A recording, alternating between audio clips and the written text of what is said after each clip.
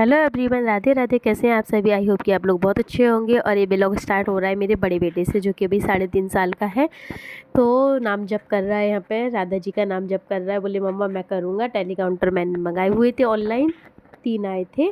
तो देखिए वही कर रहा है। रात का समय है, 11 बजे का। उसके बाद है ये सीधा सुबह का ब्लॉग। तो मैंने यहाँ पे किशमिश, बादाम और लाल जो मूंगफली होती है वो मैंने भिगोई थी, क्योंकि मेरा हीमोग्लोबिन बहुत ही ज़्यादा कम आया है। तो डॉक्टर ने बिल्कुल साफ साफ बोला है कि आपको अपना खान पीन पे बहुत अच्छे से ध्यान देना है। मेरे को कुछ इंजेक्शन भी लग रहे हैं, कुछ मैं दवाइयाँ भी खा रही हूँ आयरन वगैरह की। मतलब बहुत ही ज़्यादा कम आया था, लिमिट से भी कम आया था, इस वजह से। तो बस अभी मैं बना रही हूँ यहाँ पे चने की दाल। तो ये सुबह का टाइम है, अभी चाय वगैरह बनानी है, पर उसके पहले मैं कुछ प्रिपरेशन कर दे रही हूँ खाने की। तो मैं यहाँ पे चने की दाल भिगो दूँगी, क्योंकि ये बहुत देर में गलती है। इसके पहले भिगो दो तो जल्दी पक जाती है। तो इसको अच्छे से 2 से 3 बार धुल के इसको ढक के रख दिया है। और साथ में मैंने लिया है बीट रूट। तो ये छोटे साइज़ का है, इसलिए मैंने 3 लिया है। तो मैं बीट रूट की रोटी और पराठा बनाऊँगी। तो मैं अपने बच्चे को हेल्दी क्या देती हूँ खाने में, वही रेसिपी मैं शेयर कर रही हूँ। मेरे 2 बेटे हैं, एक है मेरा 1.5 साल का और एक है मेरा 3.5 साल का।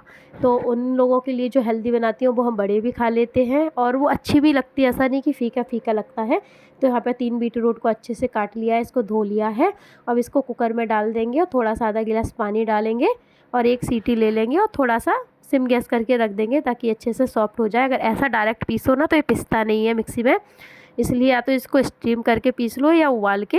तो वो पानी सहित ही मैं पीस लूँगी, ताकि उसका पानी भी वेस्ट ना हो। अब देखिए थोड़ी सी प्रिपरेशन कर दी है खाना की, जैसे कि बीटरूट उबालने की रख दिया है, चने की दाल रख दी है। साथ में अब हम लोगों ने अपने लिए कर लिया है पानी गर्म, क्योंकि हम दोनों गुनगुना पानी पीते हैं सुबह। पानी में दे आई हूँ हस्बैंड जी को, मैंने भी पी लिया है।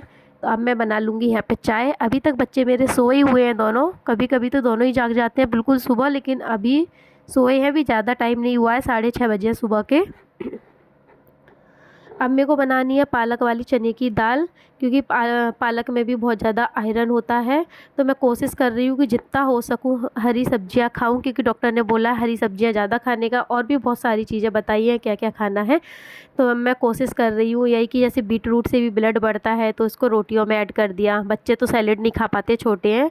तो मैंने कहा चलो सबके लिए ही बीट रूट वाली रोटियाँ बनाती हूँ। अब चने की दाल मैंने बीट रूट निकाल दिया थाली में, ताकि वो ठंडा हो जाए। उसको ग्राइंड करना है।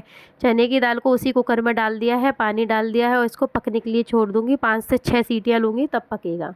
पालक को मैंने यहाँ पे साफ़ कर लिया था जब तक मेरी चाय बन रही थी। अब मैं इसको 2 से 3 बार अच्छे से धुलूँगी, और 1 बार गर्म पानी से धुलूँगी, क्योंकि इसमें रहती है गंदगी बहुत ज़्यादा। तो यहाँ पे मैं पालक धुल रही हूँ अच्छे से। उसके बाद ये जो बीट रूट है वो ठंडा हो गया है, तो इसको मिक्सी के जार में डाल दूँगी, और साथ में पानी भी डाल दूँगी।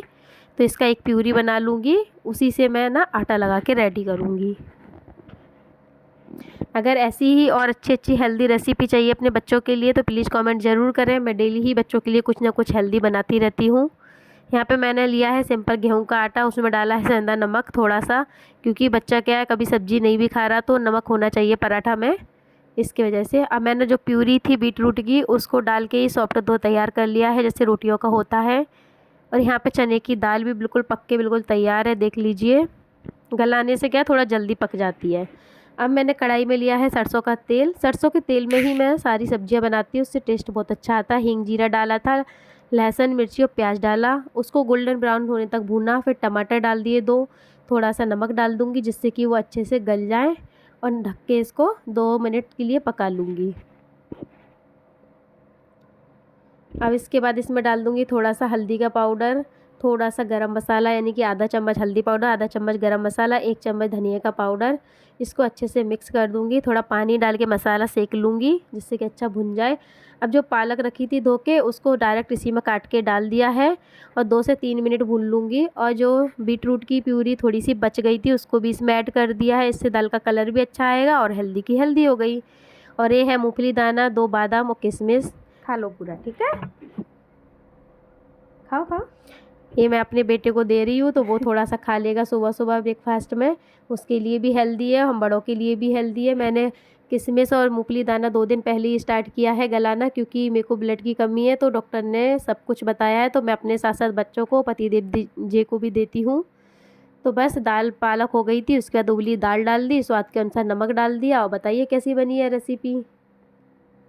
ये बहुत ज़्यादा टेस्टी दाल बनके तैयार हुई थी। अब मैं यहाँ पे बना लूँगी रोटियाँ। तो ये पहली रोटी जो बना रही हूँ वो गऊ माता की बना रही हूँ।